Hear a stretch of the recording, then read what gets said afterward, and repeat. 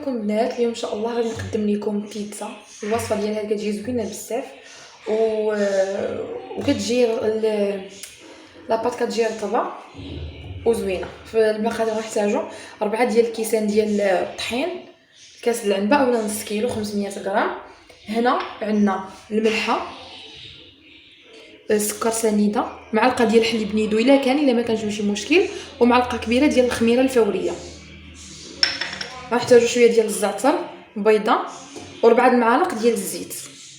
تقدروا ديروا الزيت البلديه ولا الزيت العاديه. وبالنسبه للعجين غنحتاجو الماء دافي. اولا شنو غنديروا؟ غناخذوا الطحين هكا نخويوه في اللي غادي نخدمو. غنهرسوا عليه البيضه، نضيفوا عليه الزيت، ونضيفوا هاد المكونات كامله ونحكوا عليهم شي شويه ديال الزعتر.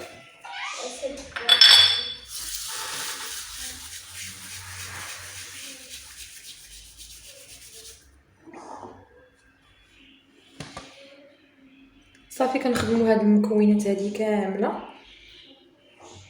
بيدينا.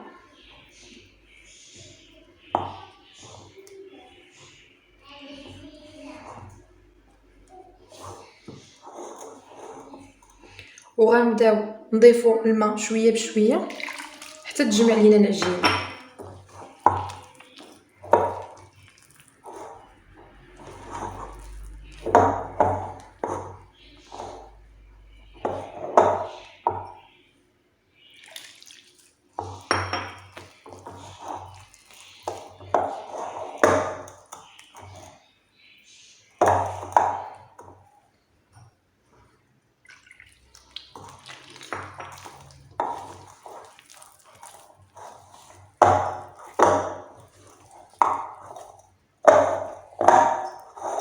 صافي كنبقاو حنا بحال هكا كنجمعوا العجينه حتى كتجمع، وغادي نرجع معكم. صافي البنات، هانتوما بعد ما جمعت العجينه كنخليوها هكا خفيفه، غناخذها ونحاول نعجنها هنايا شي شويه هكا.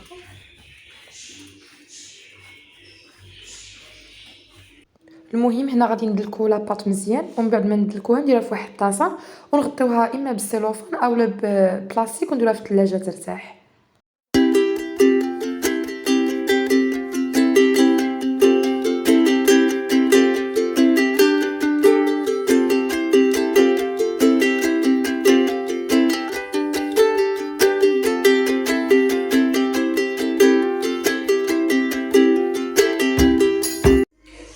البنات حنا رجعنا دابا من بعد ما هانتوما بحال اللي كتشوفوا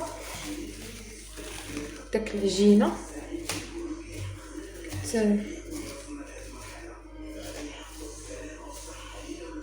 غادي نحاول نخرج منها داك الهواء.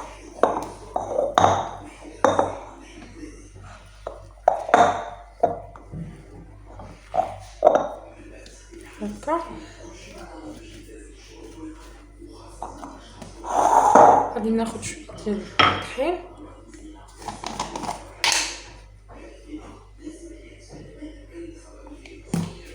شويه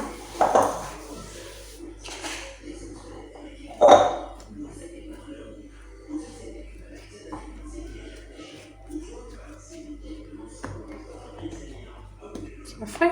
نعاود نشطب الطحين ونطبقوها.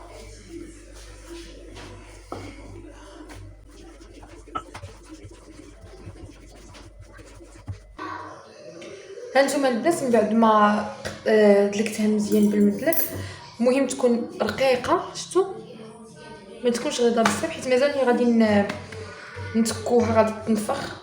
هانتوما بحال اللي كتشوفوا طلقتها وخليتها الطبسيل، درتو بحال هكا وقطعت داك الجوانب باش طلع بهذا الشكل. صافي دابا غناخذ الطاوله اللي غندخلها للفران،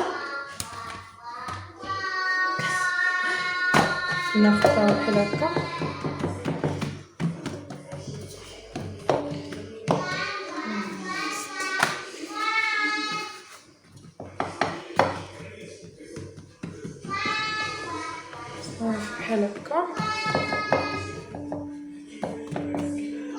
وغادي نثقبها بالفرشاطه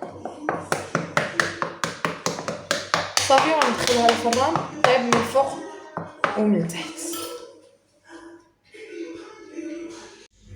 انا رجعت معكم عاوتاني. وبالنسبه لاصوص شنو كنحتاج فيها، كتجي زوينه بزاف وبنينه كتبنن هاد البيتزا. كنحتاج هنايا مطيشه حكيتها مع شويه ديال الثومه، عندي هنايا مطيشه ديال الحك خففتها بشويه ديال الماء. بالنسبه للعطريه عندي تحميره البصل وشويه ديال الملحه، وعندي شويه ديال زيت العود.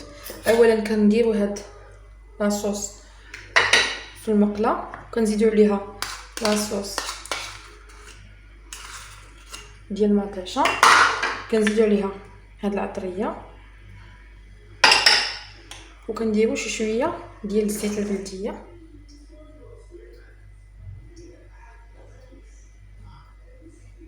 صافي، وكنشعلوا عليها البوطه وكنشحروها مزيان، كنخليوها حتى كتشرب داك الماء وكتختر مزيان وكتكون عندنا واجده لاصوص. هانتوما البنات باش ما ننساش راني نتفق منها شي شويه ديال الزعتر حكيته. صافي كنحاولوا نحركوها مزيان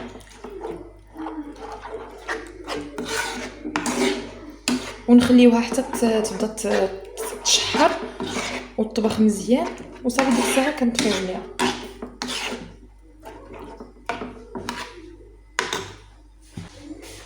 وغادي نزيد معها حتى واحد الورقه ديال السيمون موسى،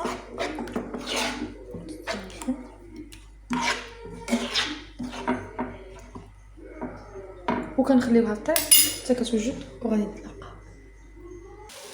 هانتوما البنات بحال اللي كتشوفوا صافي ملي كتفتح بحال هكا كتشرب داك الماء مزيان صافي كتكون واجده. كنطفي عليها وكنخليها باش غادي نستخدمها. صافي البنات نتوما بحال اللي كتشوفوا بعد ما خرجت هذيك البيتزا. دابا بالنسبه لشنو غادي ندير فيها، عندي الفلفله، الفرماج موتزاريلا، طول، شويه ديال الزعتر ودوك لاصوص طوماط اللي كنا صايبنا، وها هي لاباط. هانتوما بحال اللي كتشوفوا كتجي زوينه. كنديوها غير نص طيبه. اول حاجه شنو غندير، غادي ندير فوق منها شويه ديال لاصوص طوماط بحال هكا،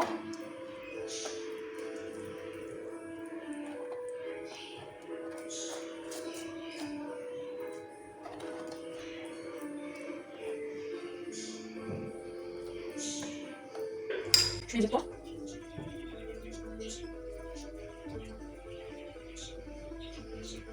صافي نديرو بالفلفله هكا والفرماج. صافي نحط منها هكا شويه ديال الزعتر، وكاضافه كندير فوق منها شويه ديال الزيت البلديه كطيب واحد المذاق زوين. صافي بحال هكا غادي ندخلها للفران وغادي نتلاقاو باش نشوفوا الشكل النهائي ديالها. هانتوما البنات هاي البيتزا من بعد ما خرجتها كتجي زوينه بزاف. هانتوما شوفوا لاباط، شفتوا لاباط راه كتجي رطبه وكتجي غزاله. نتوما نتمنى ان شاء الله ان البيتزا تكون عجباتكم وتجربوها. راه زعما ماشي حيت درتها انا ولا شي حاجه، والله حتى كتجي بنينه بزاف. وإلا عجباتكم الوصفه ما تنساوش ديروا ليا جيم وابوني في لاشين. شكرا.